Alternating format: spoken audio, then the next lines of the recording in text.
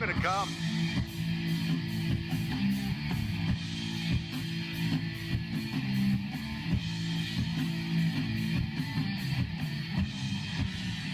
It's a trap!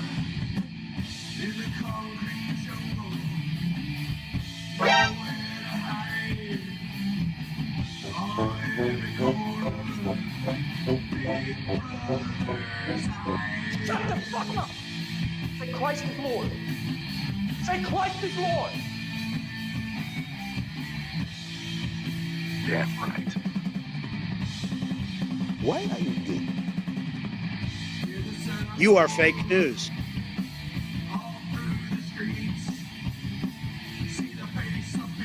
Lord, it's a damn shame.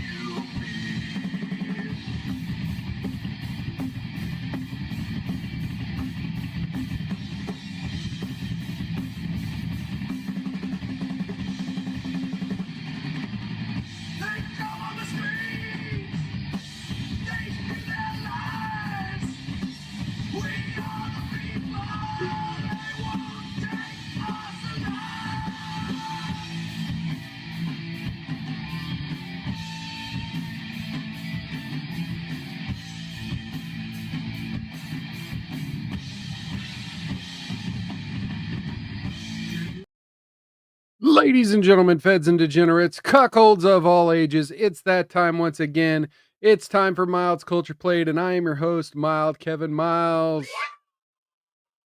And you are locked in for an hour of the hottest news and comedy and viral bullshit. And so lock on in, come on in, say hello in the chat.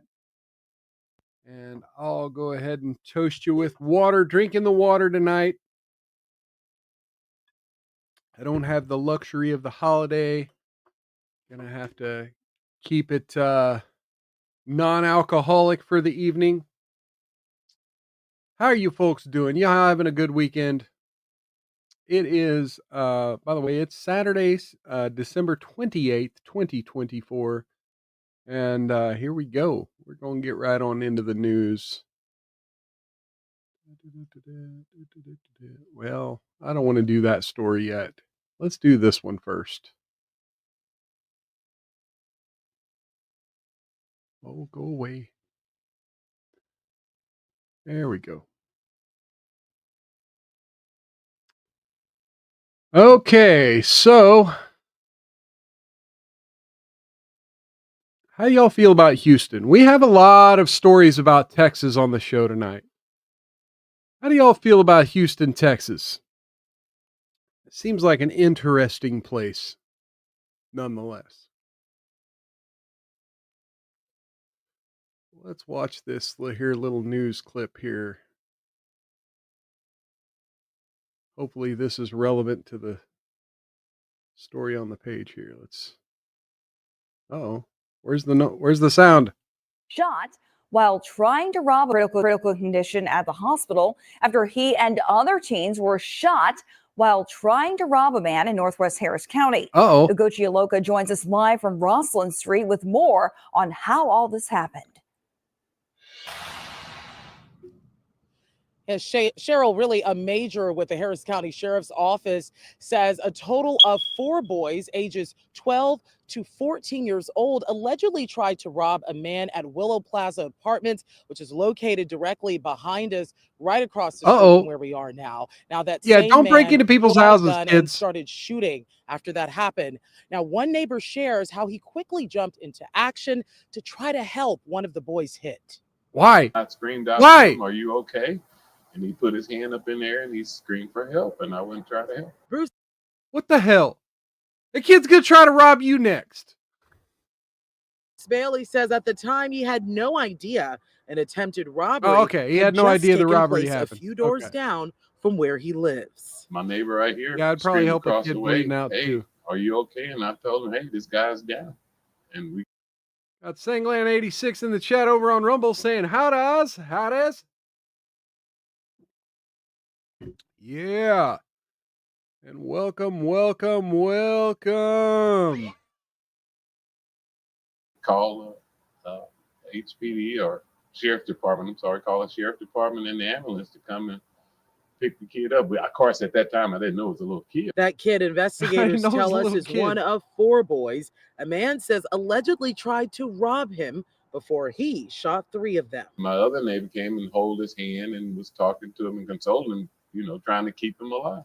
That same boy his neighbor helped, last checked, was taken to a trauma center to undergo surgery. Then investigators say 2 more boys shot returned to the scene for medical attention and were taken to the hospital. Investigators tell us a 4th boy came back to the scene and was detained.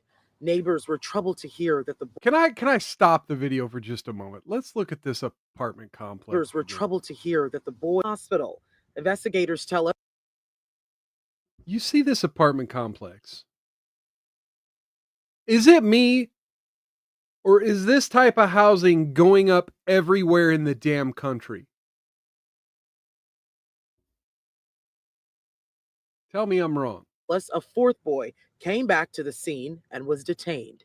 Neighbors were troubled to hear that the boys had weapons on them. Of all things, being at Christmas, and this is a child. First thing come to my mind is, number 1, where's the parents? He wanted Number 2, presents. if you got here with a gun, what are you doing out here with a gun? He was being a reverse Santa Claus. Yeah, so unfortunate there. Now, within the last 2 hours, I reached out to the Harris County Sheriff's Office. The PIO with them says they are checking on a few things regarding this investigation today. We do know currently they are processing several weapons that were recovered from the scene to see and really determine if they are real guns or BB guns. Reporting live in Northwest Harris County, Ugochi Iloka, KHOU 11 News. Little Grinch ass motherfuckers. Oh, folks, if you break into somebody's apartment, don't be surprised when you hear it. Oh, shit. What the hell? Why is it? There you go. There's one for each of them bastard ass kids. Oh, man. It's ridiculous. It's ridiculous. Meanwhile, I just wanted to give a shout out to the Houston area, by the way. Even though you got shit like this happening in the city, apparently they are also getting tornadoes today. They've had some tornado activity, and some of the metro area, some of the Houston metro area is a little bit wrecked by the tornadoes. So prayers go out to everyone in Houston. Hey, we got Billdozer74 over in the chat, over on Rumble. Welcome, welcome. Good seeing you. Cheers, brother. Okay, apparently my device, I got my, pardon me real quick while I fix my soundboard here.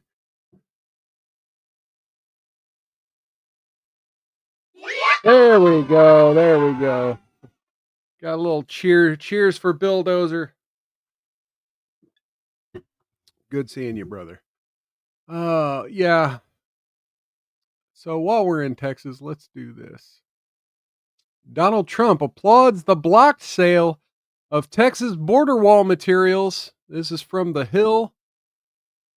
President Trump celebrated the blocked sale of border wall materials following a Friday ruling from a federal judge in Texas. The incoming president, in a Saturday Truth Social post, called the ruling major, crucial win for America, calling out Biden and his cronies for seeking to stall the construction of the border wall, which was a central piece of Trump's first administration. The judge also ordered an investigation into the illegal selling of the materials, which will expose just how corrupt and anti-American radical Democrats are, he added. The effort, led in part by State Attorney General Ken Paxton, began amid reports that the Biden administration was selling the border wall parts. Last week, Trump asked Texas courts to intervene, but Congress required the Biden administration to dispose of the materials. The measure, included in the National Defense Authorization Act, allows the sale of items if they are used to repair existing barriers and not install new ones. Friday's ruling prohibits the sale of any materials intended for the border wall, which Trump says he's going to rebuild in order to protect our country from violent migrant crime, fentanyl smuggling, sex trafficking, terror attacks, and other heinous nation-ending disasters over the next 30 days. I'm sure that's an interesting emoji. Trump first suggested a structure be erected along the United States to prevent illegal migrants from entering the country. Oh, yeah, that's the killer. Oh, yeah. During his first campaign for presidency. Although Trump campaigned on the notion Mexican, yeah, blah, blah, blah, blah, blah, blah. Texas, per the ruling, is also entitled to documentation that proves the Biden administration has not disposed of the border wall materials, which would violate an injunction from Paxton earlier this year that required Biden administration to spend statutorily obligated funds on building the wall. This follows our major victory, forcing Biden to build the wall, and we will hold his administration accountable for illegally subverting our nation's border security until their very last day in power, especially where their actions are clearly motivated by a desire to thwart President-elect Trump's immigration agenda. Republicans made border security a prominent theme in the election cycle, which helped propel the party to victory, gaining a trifecta in Washington. Trump has promised to carry out the largest deportation in history, blah, blah, blah, blah, blah, with the help of Tom Homan. Do it. All right. And then there's a second story on this from the Texas Tribune, reprinted in the Austin American Statesman here. From Aiden Runnels. Texas bought $12 million in the border wall materials in a federal auction. Here's why. Lieutenant Governor Dan Patrick took to X on December 18th, claiming Joe Biden was trying to auction off materials intended for construction of the border wall for pennies on the dollar in secret. Let's see. Okay, this is a lot of info. Let's get to the meat of it. What's being sold and why? Trump's first administration invested $15 million in border wall construction, buying material with the intent of constructing hundreds of miles of barriers across the southern border.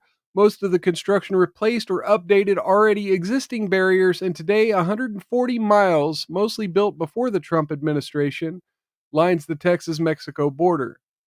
Trump estimated in his news conference that about 200 miles worth of material was still unused after he left office, and Biden halted most wall construction.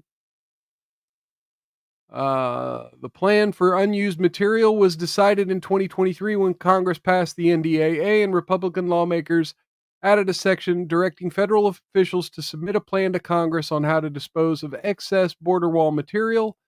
The Defense Department submitted its plan in March, allowing the transfer to Customs and Border Protection and to the states, with a preference for southwestern border projects.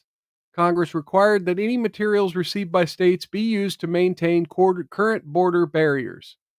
CPB, Texas, and California received more than 60% of the material through a reutilization, transfer, and donation process, according to Homeland Security.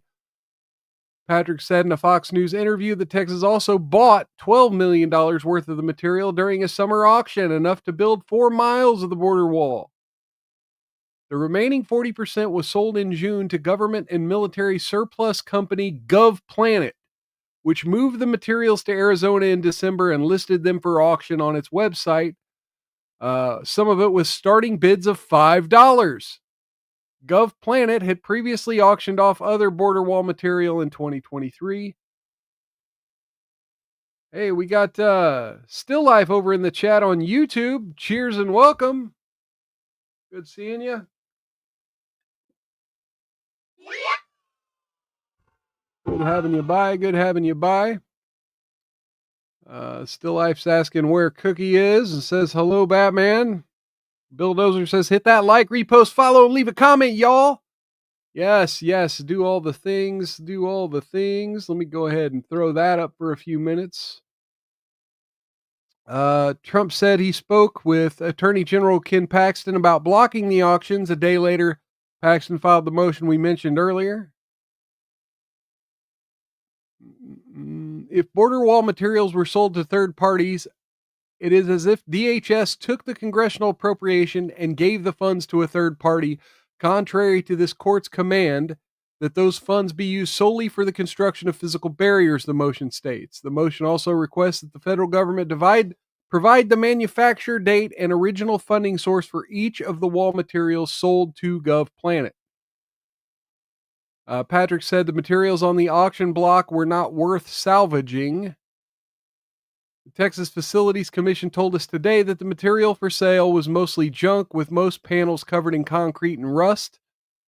There were a few panels that might be usable, but not worth the cost of shipping to Texas from Arizona. But on December 18th, Patrick claimed that the auction lot contained usable wall panels that were not clearly seen before. Patrick said Texas would be willing to buy any usable wall panels if they become available. He said GovPlanet assured Texas officials that the state would be the first notified when wall materials are put up for auction again. Patrick said that if the state purchased more wall materials, it would donate them to the federal government after Trump takes office January 20th. Hey, and there we have Cookie, Shut Up I Can Cook over on YouTube, popping into the chat to say howdy. Hello and welcome. Cheers. Good having you by. Good having you by.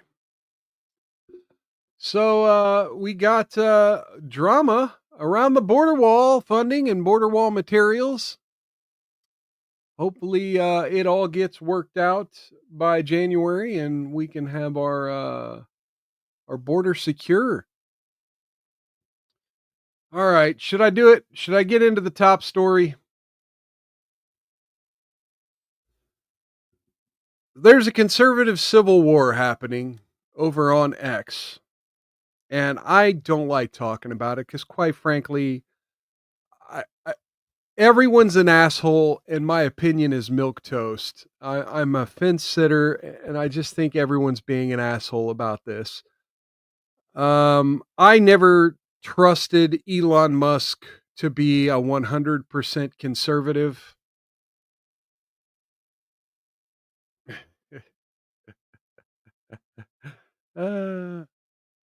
Still Life says Biden administration auctioned off the scrap, but the state bought it back. It's no big deal. Well, I mean, it's a little bit of a big deal.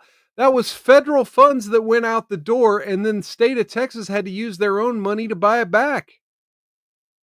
And Cookie says HB1 is a hot mess. Elon is a hoe. Well, that's what we're about to talk about here. I think Trump's flip-flopping is more important than Elon's flip-flopping.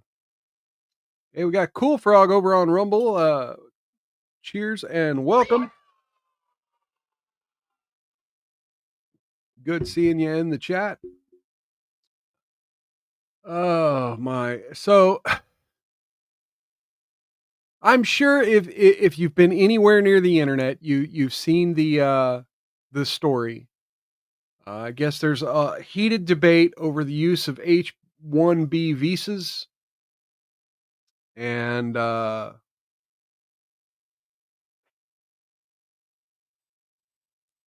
you know, it's not perfect. It's one of these situations where it sucks. I don't like them. And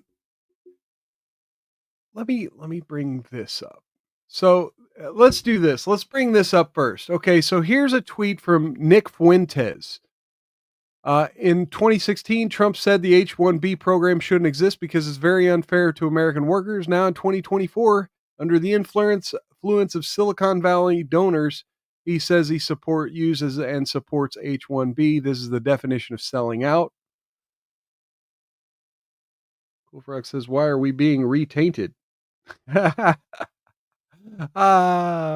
didn't want to put the R word. Let's see. Is that? I thought I had that in a clip here. I guess it got deleted.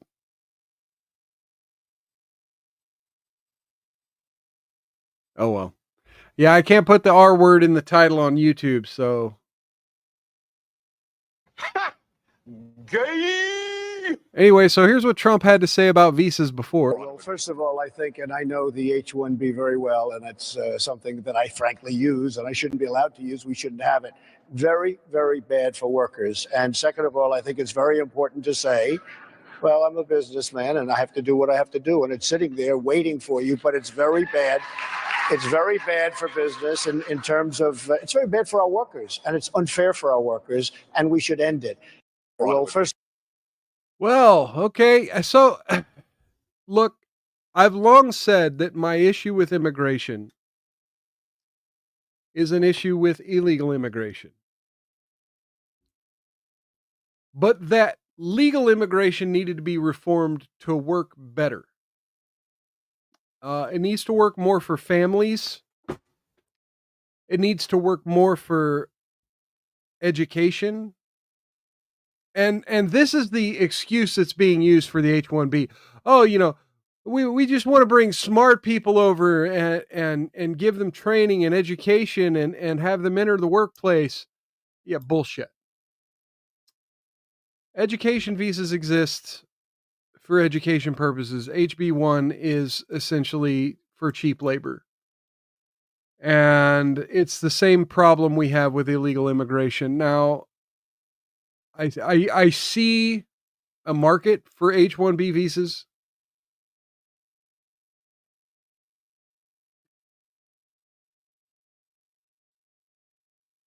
Still Life says, say retarted as if being made a tart for a second time. Yes.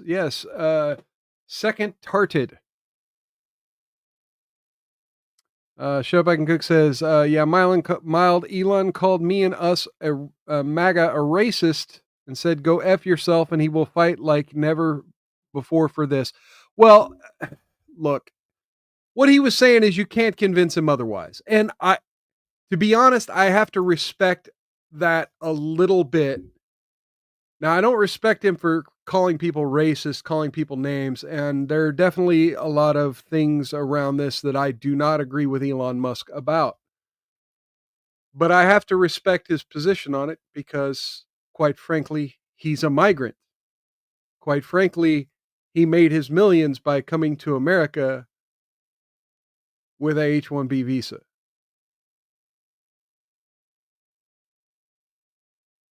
Now, you see, the left has been giving him shit for like 2 months now for supporting Trump's immigration policy when he's a migrant. And so he's got to draw these fine lines. He has to. He has to be logically consistent and draw these fine lines. Now, the language he's using, I do not agree with. And in particular, the quote you're reading here, fight like never before, that was a movie quote. He was quoting Tropic Thunder. Still Life says, shut back and cook cookie, you're a very bad gorilla. All right.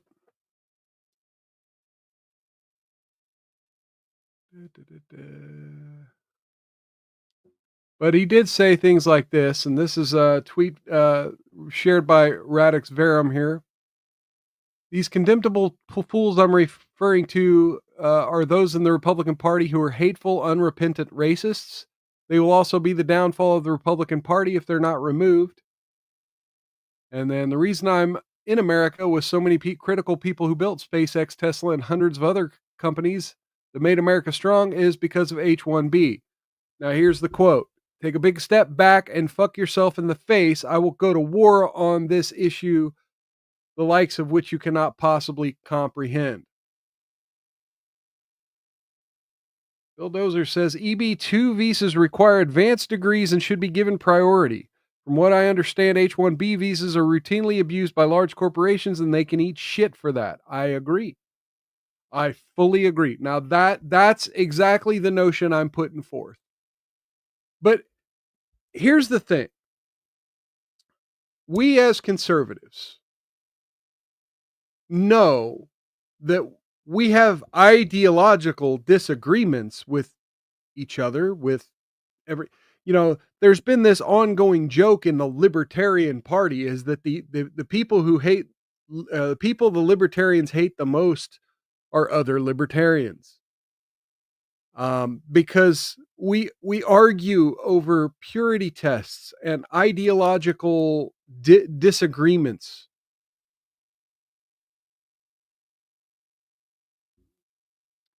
I can give Elon Musk a pass for this, but that doesn't mean I trust him and never have. And quite frankly, he's now changing the algorithm to target people who may be saying quote unquote racist things, but really it's affecting people who simply disagree with Elon Musk. And, Jeremy Kauffman put it like this here: Elon in 2020, I support high skilled immigration. 2022, high skilled immigration. Yeah. How can Elon betray us like this? This is disingenuous because, yeah, like Bill Dozer said, and like these people here say, yeah, it's not high skilled immigration. H-1B passes itself off as high skilled immigration, but it's not. And Bill Dozer, yes, diversity of thought is good. And he says, plenty of Americans willing to work low-skilled jobs. First freaking job was at an orchard at 15, making $5.15 an hour.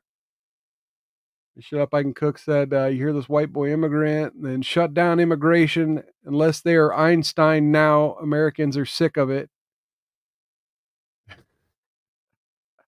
Still, I've said I called her a bad gorilla when he called her a bad gorilla. Anyway.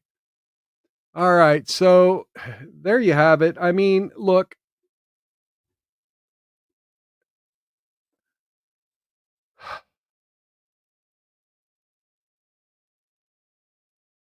we have to understand there are going to be people we disagree with. There is the whole, what do you call it, fucking grift posting wing of MAGA. Your fucking, what is the, like the right wing beer company or whatever it was called that put out the calendars, and the women that were totally not showing their bodies for attention by putting pictures of themselves in a calendar.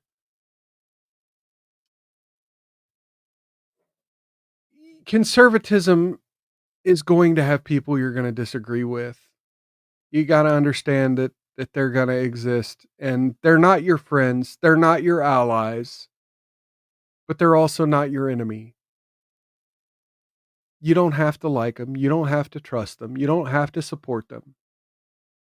Now, granted, I give Elon Musk money. I give him money for my blue check mark. I do business with him. I would never buy a fucking Tesla.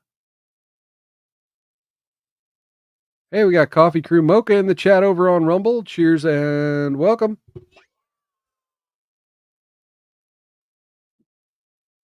Good having you by. Bill Dozer, or Still Life's also calling out Bill Dozer here, saying he got blocked by him. I'm not here to referee an argument, gentlemen. But ultimately, the question is, how do we make America great again? We are going to need a tech industry. And I kind of agree with Bill Dozer when he says, yeah, Americans can take those lower skilled jobs. But Elon Musk says they're high skilled jobs. So which is it? Well, I'd say it doesn't fucking matter. We have the capability. If they're high skilled jobs that only Indians can do, and let me be honest, I don't want to wade into the nationality part of this. To me, it's about legal migration. I don't care what country you're from. We could talk about the problems with Indian migrants all day.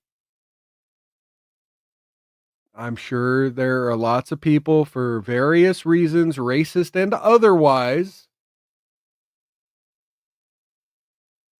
not racist, who have plenty of reasons, good reasons, to not want a lot of Indian migrants in this country. But I'm not trying to have that conversation.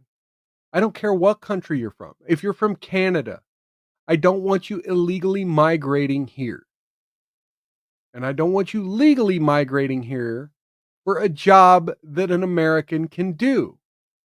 And if you're that high skilled, if you're that in demand, then we bring them here for education purposes. We have them train the next generation.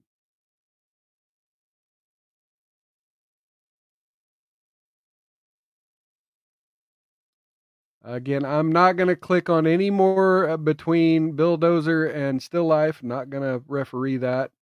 Shut it down, Mild. Stop being soft. Yeah, shut down the migration. That's what I'm saying. If you're going to migrate here, migrate to make America great. Migrate here to educate our future workers. We are going to need an explosion of tech. We're going to need an explosion of manufacturing, and that manufacturing is going to need an explosion of tech. We're going to need Americans that know how to do these jobs. We can't just bring in a bunch of Indians and expect our culture. And so, where is that? Oh my God, what did I do with that? The title story here. Oh my God, it's gone.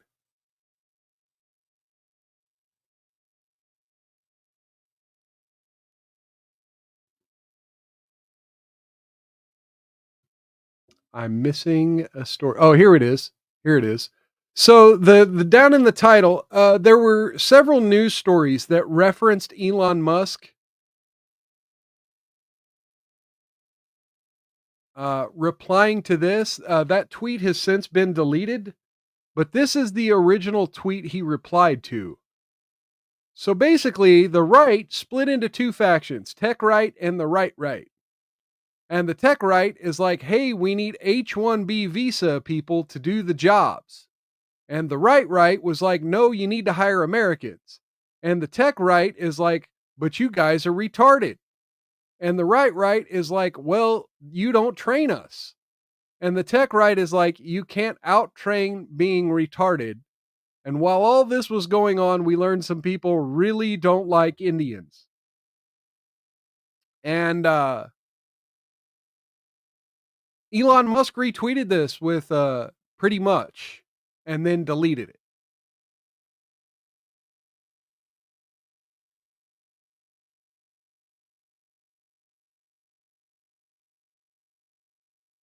Still Life wants cookie on his bananas. Coffee Crew Mocha said agreed.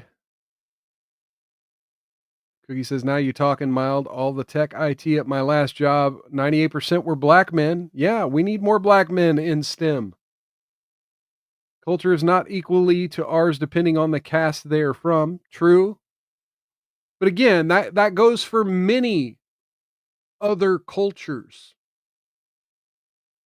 You know, America's supposed to be a melting pot. You're supposed to bring your culture here and mix it into ours. And a lot of people just don't want to. They don't want to mix it into ours. They don't want to assimilate into American culture. And that's really a big part of the problem here. I don't care if they're Indian. I don't care what country they're from. You know, one of the conservatives I follow on Rumble here is Viva Frey. He's Canadian and he talks a lot about things happening in Canada, and he talks quite a bit about Canadian culture. And I've seen areas in which it's tough for him to assimilate. I've seen him try to understand certain things about American culture that makes me go, yeah, you don't understand because you're Canadian. Drop my damn vape on the floor. Still Life says Canadians are honorary whites. Coffee Crew Mocha said keyword is assimilate. And Showback Cook says, Mild, we're not a melting pot. Nancy Pelosi and wig wearing Maxine Waters nonsense. And then Bill Dozer said, more like a mixed salad. Yeah, my girlfriend actually had used that analogy before. But the thing is, even in a mixed salad, you got to taste like the dressing, right? You can't put, let's see, what's something that has a really strong odor and flavor? You can't put like anchovies. Well, I guess you can put anchovies on a salad, but it's a Caesar salad. You can't put anchovies on like a strawberry salad.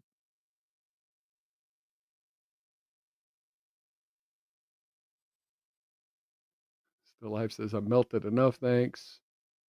Sanglant says, the Bobs will not be disrespected.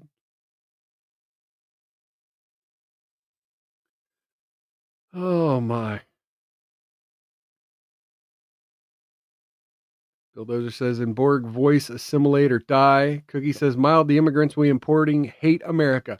That boom. That's it right there. That's it. That's Emotional, damn it. yeah, that's the quote right there. Honestly, I have no problem with migration. But the people who come here, look, I have some loved ones who are married to migrants, sort of mail order bride type stuff. And yeah, their loved ones aren't assimilating very well. They're not adopting American culture very well. And I see it throughout my community. I hit the streets a lot and I see what's going on with the migration issues. It's not just an Indian thing, and it's not just an illegal immigrant thing. We pay people a lot of money to send money to other countries and drag their family members here from other countries. Meanwhile, we got dudes living on streets, setting fire to themselves in bus terminals and subway stations because they can't survive. But yet, we're just too retarded, apparently. You can't outtrain being retarded. And Elon Musk supports that idea, is that you just can't outtrain being retarded. And look, I understand it. There's, we play the clip, the people are retarded. We play it here all the time. I don't completely disagree with Musk and autism capital on that. There are a lot of people in our culture who have assimilated, who are just too retarded to be trusted with their own well-being. But you have to start somewhere, and you have to have opportunity, and you have to give them the chance. That was the promise of MAGA. Give America a chance to save herself. One thing I do have to say about the liberals think America is strong enough and powerful enough and smart enough to police the fucking world. And I fucking hate globalists, but at least that's an optimistic outlook on how stupid America can be versus how smart we can be. I'm sorry if I've got a little bit of that optimism. And Bildo says, great point, no anchovies with my raspberry vinaigrette. Still Life says, white people are light years ahead. Look at the Italians and Irish were hated, assimilated well, says Cookie. Can't make a monkey a butler. Coffee Crew Mocha says, yes, Mild, I too have seen it. I mean, everyone's seen it. That was the point of the story we did last week, the other day about the lady getting set on fire on the New York subway.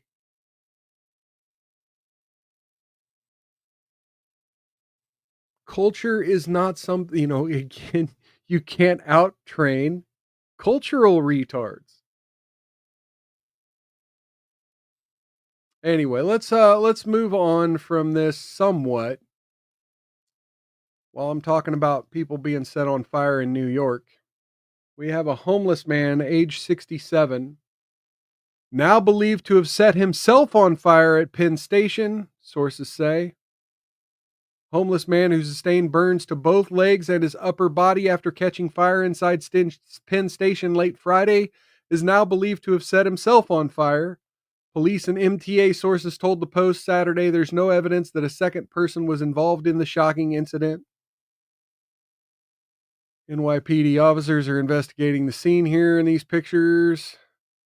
67-year-old man who police have yet to identify was found on fire by first responders around 8 p.m. in a secluded tunnel not far from New Jersey Transit tracks 11 and 12. He was rushed to New York Presbyterian Weill Cornell Medical Center, where he was listed in critical condition on Saturday. Medical personnel upgraded him to critical. The victim told police he awoke to find he was on fire and claimed the blaze was set by someone. It remains unclear how the fire began, but no criminality appears to be involved, sources say. The incident had commuters nevertheless shaken, with crime underground on the rise. Friday's shocking incident unfolded just days after a still unidentified woman was torched to death while sleeping on the F train in Brooklyn. That's crazy, commented Mike Jones, 28, a school safety officer from the Bronx who commutes. I come through this area sometimes. It's dangerous. It's scary. 2 people on fire, 2 different stations, and 2 stabbed at Grand Central. That's dreadful. In response, the Guardian Angels on Sunday will announce the revival of their subway patrols. By the way, thank you for Cookie for bringing that up the other day, and we showed some of that. Ashley Cole from Brooklyn says he's disgusted by the crime on the subways. I don't think it's completely safe underground, but I'm not afraid. I try to pay attention to my surroundings, and I'm very sorry about what's happening. I don't know what's going on. Curtis Silva said that his Red Beret sporting Guardian Angels will be back to patrolling subways, a decision made after the woman was set ablaze. Homeless individuals inside Penn Station told the Post many of them carry matches and lighters, as many smoke crack or K2. Murder and arson charges. By the way, folks, stay off the crack and the K2. Murder and arson charges in the F train incident have been filed against Sebastian Zepeda, a Guatemalan migrant who had been deported in 2018. And Cookie says, yes, Curtis Silva for New York City mayor, sexy Italian man. All right. While we're on the New York Post here, let's talk about this. This could be quite a long article to read here, and it's shifting gears quite a bit. But I gotta find my damn vape.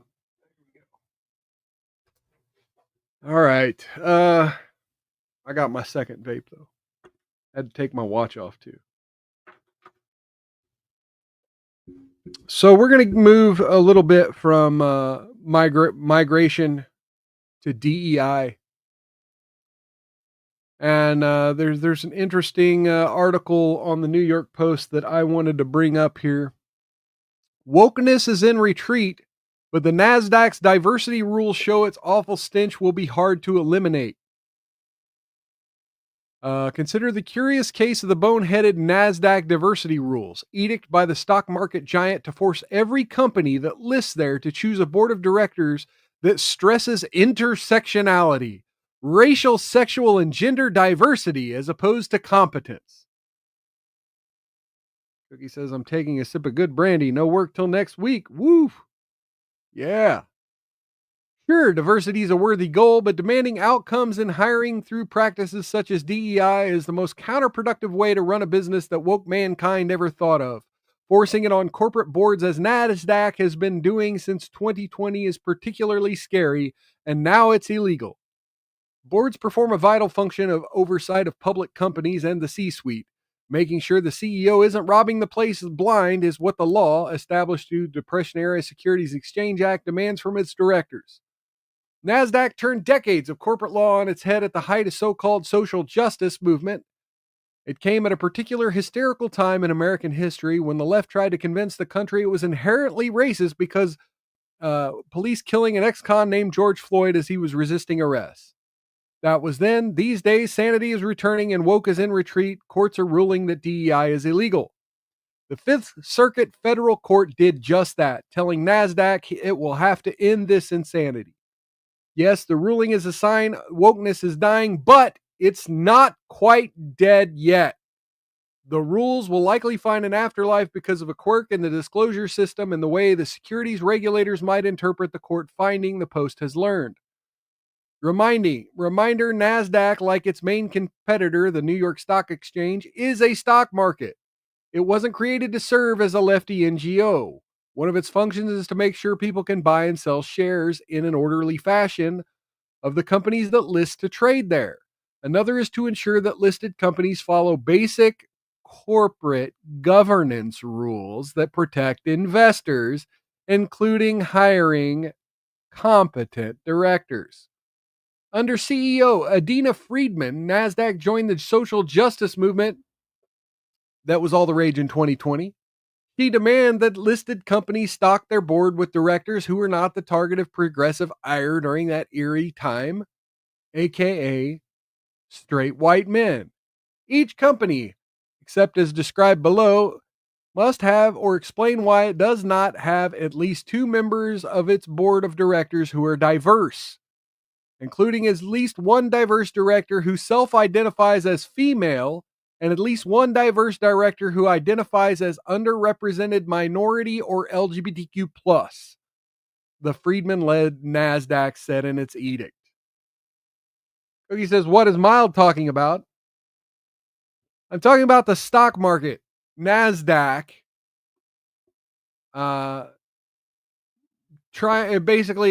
being told to get rid of its DEI program for DEI rules for the companies listed on a stock exchange. Who wrote this, by the way? Charles Gasparino. As he pointed out in his book on progressivism run amok, Go Woke, Go Broke, the inside story of the radicalization of corporate America, the idiocy of this rule isn't confined to the very real fact that it's illegal by any of the fair reading of the securities laws or various civil rights acts. There are also real studies with control groups, margins of error that show there's no link between performance and diversity. Plus, this rule doesn't apply to all those Chinese companies that NASDAQ lusts for to pay its listing fees. Companies hailing from one of the world's most oppressive regimes that are literally controlled by the Chinese Communist Party get a free pass. No members of the persecuted Uyghur minority need apply, according to Friedman & Co. Chinese listings can get away with placing a couple women from the CCP to be directors. NASDAQ has argued that the rules weren't totally mandatory, though it always reserves the right to reject a listing. It also stressed that rules were about disclosure, which sounds quaint until you realize that the companies are supposed to disclose stuff investors care about, like earnings, not their social justice preening. Someone sued, not NASDAQ, but its regulator, the equally woke Securities and Exchange Commission, which approved the measure. The lawsuit argued that stock markets weren't created as political tools of the left, and a federal court agreed. Case closed, right? Not quite. The mandates could live on in a perverse way because of the disclosure system that each public company must comply with. The way the people at NASDAQ explained it, the rules were legal until the courts ruled they weren't. That means the EDGAR system continues to keep a record of thousands of companies that complied the useless and illegal data that compiled the useless and illegal data that NASDAQ asked for, even after NASDAQ was supposed to vacate the mandates. They could be around well into perpetuity for the likes of the Human Rights Campaign to enforce their brand of social justice. Security lawyers he speaks to says. As one corporate lawyer said, just think of how dumb it was to have a stock exchange telling companies what slots you have to fill while giving the Chinese a pass.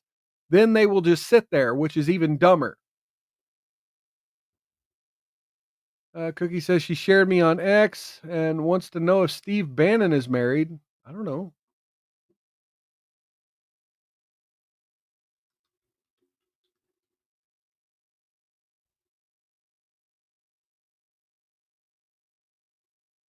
There you go, Cookie. Steve Bannon's been married to and divorced from 3 different women.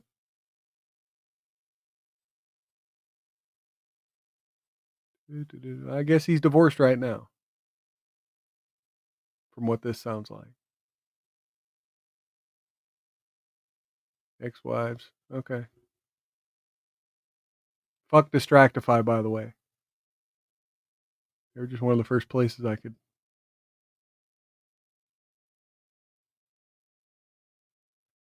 All right. Let's.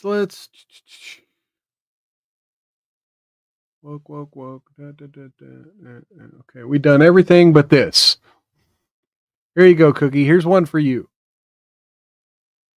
Raccoon attacks an infant inside his Idaho home. All right. We started off with a home invasion. We're ending with a home invasion before we go to the love don't judge. So he's single. All right. A raccoon attacked an infant inside an Idaho home this week as the baby boy was in a carrier, the state wildlife department said Friday. The incident happened Monday in Cassia County after the infant's mother had just returned home, Idaho Fish and Game said in a statement. The mother heard a noise, investigated, and found an animal, it said. The mother found a raccoon attacking her infant. She was able to grab the animal and stop the attack, the department said. The child's father and a Cassia County sheriff deputy went to the home, found the raccoon still inside, and killed the animal, Fish and Game said. The baby was taken to a local hospital and was then sent to a hospital in Salt Lake City, the department said. Dead raccoon tested negative for rabies, the agency said. It's unclear how it got into the home. Raccoon attacks against humans are, quote, extremely rare, it said. The animals are usually shy. Don't believe them. Stay away from raccoons. Raccoons can weigh 12 to 30 pounds and are about 3 feet long, according to the department.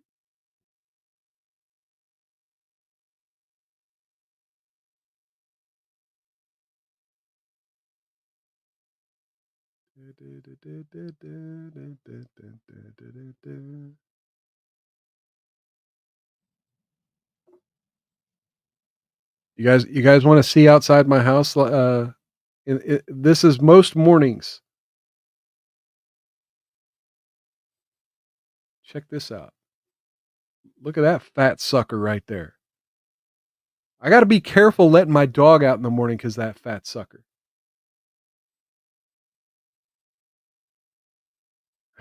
Cookie has to leave when we do judge love don't judge because it's too depressing for her. We have a happier one today, I'd like to think. And on that note, let's get into it. Let's do it. She's my fiance and my caregiver. Love don't judge. You know it, you love it. Let's watch it. Here we go. This is Candy. She fell in love with. Okay, I'm sorry. Fellas. This is. Fellas, what do you think? Cookie says, mild, get a cat. Cat's body slam anything. Yeah. Well, I mean, I'm kind of just half worried my pit bull is going to tear it the fuck up and be covered in blood, and then we got to give her a bath. All right, so yeah, what do you think, fellas? Candy, quite the looker, huh? Is Candy. She fell in love with Max. He's so cute.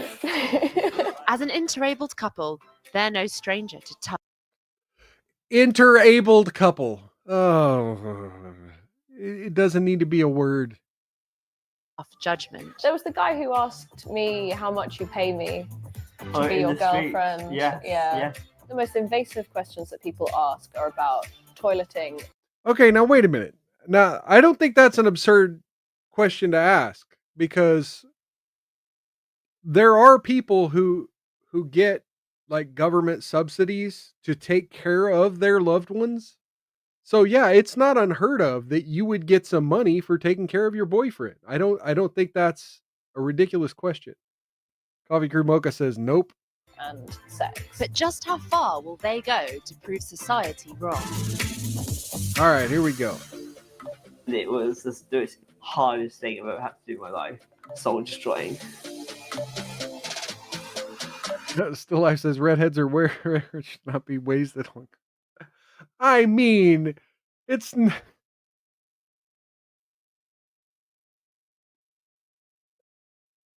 she's not coming out looking like Mary Jane Watson from Spider-Man.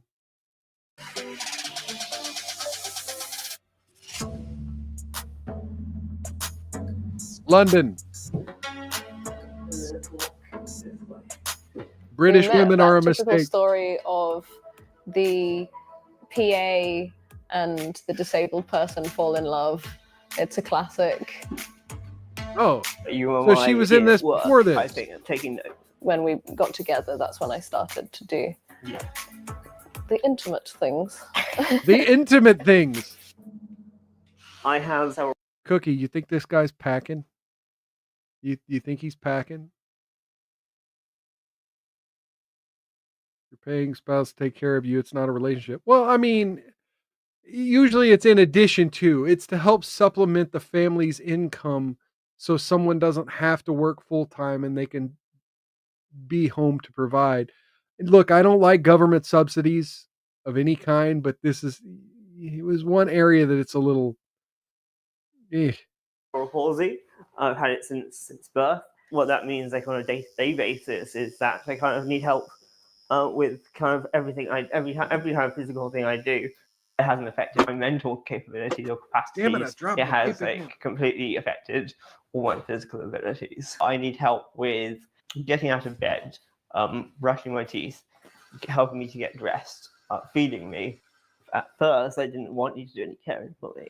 I think you were worried that it would be too much for me and that would drive me away. Okay, but look, there are millions of white women in Europe and in the United States that do all of these same things with a cat or a dog. So I don't understand what the big deal is. Said, now you're going to do all of my care and look after me. You can't just assume. Oh no, sorry to hear that. Doing all that right from the get-go. Indeed, except I was. One of the concerns that my family had was that caring would be this kind of big thing that would take away from my life and that I wouldn't be able to fulfill my dreams. Brush those braces. Spending all of my time caring for Max. That's not how I've ever felt, because actually being your carer has allowed me to do lots of things that I never would have had the opportunity to do before. I don't ever resent you for needing care. A little bit of an Adam's apple going on. It's too much for me to do, or that I don't want to do it. When Candy and Max got together, she was surprised at how openly they were judged in public. People stare a lot. People stare. They're curious. We don't look like an average couple. Max doesn't really notice these things. He's had to deal with it his whole life, and so he never really notices people staring. What springs to mind is the thing where they say that I must be super good and angelic to be with you, which sounds like a compliment, but We got Mini Ball in the chat over on Rumble. Cheers and welcome. And MTS 308, no mirror over the sink. Hello and cheers and welcome to both of you. So it is a compliment. And the fact that you got offended means you don't see yourself like that, but you have to understand the world's going to see you like that. And it's a good thing that people see you as kind-hearted, because what it does is it separates you from the scumbags who, like, we covered on this show a couple years ago, a woman who left her husband after he got a disability. And it was a very sad fucking story. You're a woman who's the opposite of that scumbag. Now, again, I joke, but I mean, if you have the capability to love, it can't be an insult. I don't know, but maybe that's just me reading too much into this. don't think that that's actually a very helpful thing to say. People didn't seem shy to make their opinions known. There was the guy who asked me how much you pay me to be your girlfriend. Yes. I think the most invasive questions that people ask are about toileting and sex. And it's, how does he pee and can you do it? I'm a bit like, mind your own beeswax. But then at the same time... Why are these questions that need asked? I think it's obvious how he pees. He helps him. He aims the thing for him. I mean, it's not rocket surgery. Yeah. He pees Quick to abuse you and the take normal advantage way. of a kind And heart. Yeah, people yeah, we can. I think online I see more negativity than in person. Yes, exactly. And obviously that's people hiding behind the kind of anonymity of it all. It was clear that like people were not happy getting a reach around what they were seeing. In India, one of the people in the airport was like, "Are you two brother and sister?" We don't even look. I was like, "No, boyfriend." Well, let's be honest. That's because the Indian men. Never mind. Girlfriend, and she was like, and then she said, "What happened to him?" And I was like, "Nothing." At first, well, I mean, something happened. It might have been genetic. If we were kissing or having any kind of public display of affection, that people would be judging, but just more that they would be looking at us. And now, actually, I've noticed that I don't notice. Is it sad that I'm judging her braces as a fucking adult more than I'm judging him? Maybe it's because I need braces. I don't know. How's that? It's great. It's so tidy. I know. Let's try and keep it like this, shall we? Despite the new relationship that was blossoming at home, Max had a big ambition that could potentially derail their romance. I've always had this dream of he wants to be a blogger. Some mountain or horse. Had shared that dream with some friends of mine, and he wants to ride a horse. Thought it was awesome and wanted to help me do that. Oh no! The plan was to become the first disabled person to trek to Everest Base Camp on horseback. I assumed right from the get. Oh no! He's watched too many Christopher Reeve stories, man. Like no. Get-go that Candy would not be interested in coming. He knew it would be a challenge, but wasn't prepared just how physically and mentally grueling the expedition would become. Halfway through the trek, I was like, actually, this is horrific. There's one day in particular where it was like absolutely hellish. That's a good one. I'm looking like I'm dying. I think that's the second day of Everest. Hopefully she disinfects his mouse ball. What made that the hardest day was the horse kicked me 4 times. It rolled with me on it, and oh no! It was the day that basically I had to climb like what would have been normally like a 2-3 hour trek for like everyone else, and it would turn out into like a 6-hour trek for me because I was doing so much walking up what seemed like a never-ending hill, and it was just this intense, painful, hardest thing I've ever had to do in my life. Like, it was soul destroying. From my yes, I'm putting Cookie in her place because she deserves to be at the bottom. Perspective, I was like, well, I don't want to send him off to, somewhere dangerous and not go and look after him there. Yeah. But with Candy there by his side every step of the way, Max achieved his dream. Thank God you came, because I don't think I would have made it without you. That was a big part of how our relationship kind of became I'm serious. just surprised, like, I'm incredibly proud. He even got yeeted. We as a team collectively got through all those days that were all incredibly tough. I knew in my heart of hearts that I could do it. It was a world first. Nobody had ever done that before. I am incredibly happy to have done what is such a kind of monumental challenge and have completed it. We need more representation of disabled people doing things that people didn't expect them to do. Finally, they'd done it. Max had become the first person with cerebral palsy to reach the 17,600-foot elevation of Everest Base Camp. All right. Challenge completed, Max and Candy are now about to embark on their next adventure. Oh no! My dream Don't tell her they're getting married. Oh, they're getting married. Big wedding in a Tuscan castle. No. My dream wedding was like a register office and a restaurant. I think we've settled in the middle somewhere. Yes, I think. yeah, we have. Yeah. Which way do you want to go? Okay, kettle on. Let's do this. With 5 months till the big day, they have one more arrangement left to consider. Are you going to choose like the flashiest possible suit? I think so. They're going to have to measure you really carefully. So I think for most people, they fit the suit thinking that the person's going to be standing up. I think I will need to stand, obviously with help. You don't stand, you sit. That's so true. they need to think about that as well. Oh. With a plan in place, Oh, he it's wants time to stand and find she says the no. perfect suit. Thanks, baby. He says excellent marriage. They want to do it, sure. Don't force it, no. Cookie, that's what I was asking you earlier. What do you think? As you can see, I've already started. I think it does. Otherwise, you know. This is the feet. Yeah. It works. He just doesn't work it. 98. She works it for him. And the waist, 103. You're not symmetrical as a person. Well, nobody is. Nobody is.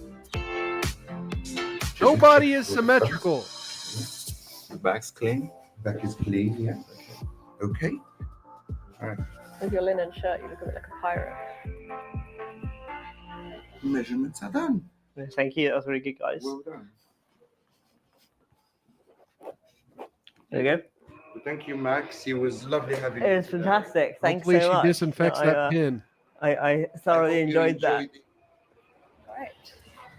It was amazing. It went super well. Like, by far. Okay, I got to address this real quick. Cookie, packing and does the tally work? I mean, if it's broke, it doesn't pack very well, does it? I don't know. Maybe it's the best, kind of most thorough suit fitting I've ever had. The colors we chose are going to be really nice. They're really going to look awesome. super sharp, super fly. Yeah, exactly. Yeah. Suit sorted, wedding planned. For Max and Candy, the future looks bright. Okay, I might be on Team Still Life. Some of those photos, yeah, she was pretty hot. Look through them again here. Suit sorted, Yeah, she's not that bad looking there. wedding planned. For Max and Candy, the future looks bright. I think the best thing about our relationship is The best thing is fun together. We're having always fun together. laughing and being happy, always sharing each other's experiences. And All right. it ends up for a much kind of like stronger, more holistic relationship that actually like weather all really, because we're not kind of bound by these societal norms about what you can and can't do.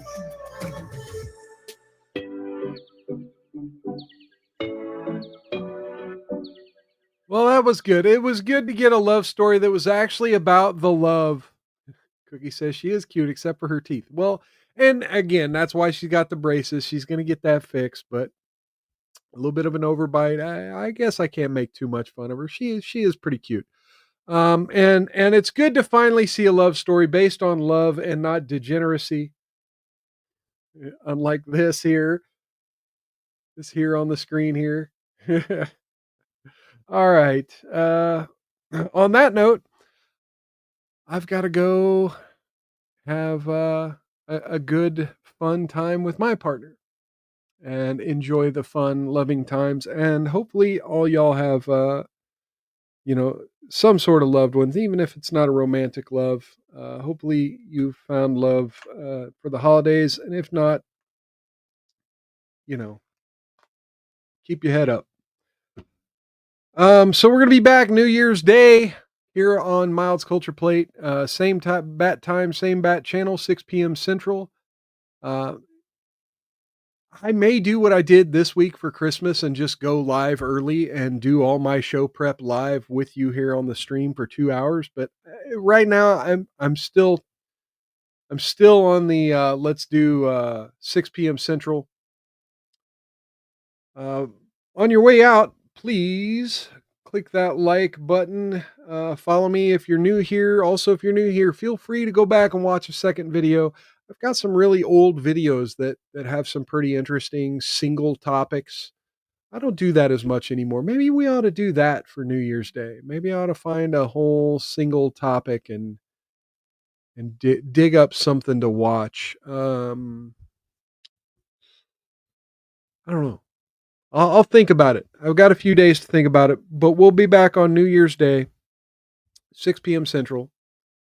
In the meantime, do all the things, like, share, subscribe, hit the bell for notifications if you're on YouTube. I guess Rumble also has a notification bell, doesn't it? Of some sort somewhere. I think it's like on my profile page or something. Anyway, that's going to be the show for tonight. Down in the description are links to all my social media and other video platforms. If you're on X, I'm sorry that doesn't have a description in the video, but on YouTube or Rumble, down in the description are links to all my social media. Feel free to follow me there. If for some reason the hours of my show tend to change or get rescheduled or canceled, those are the first places I post about it. So feel free to follow me on those platforms.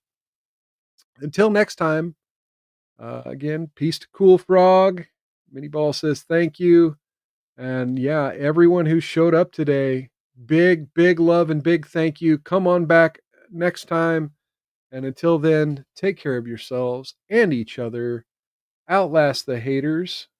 Don't get any on you. And if you do, rub that shit in real good. Have a wonderful weekend, everybody. Catch you in the new year.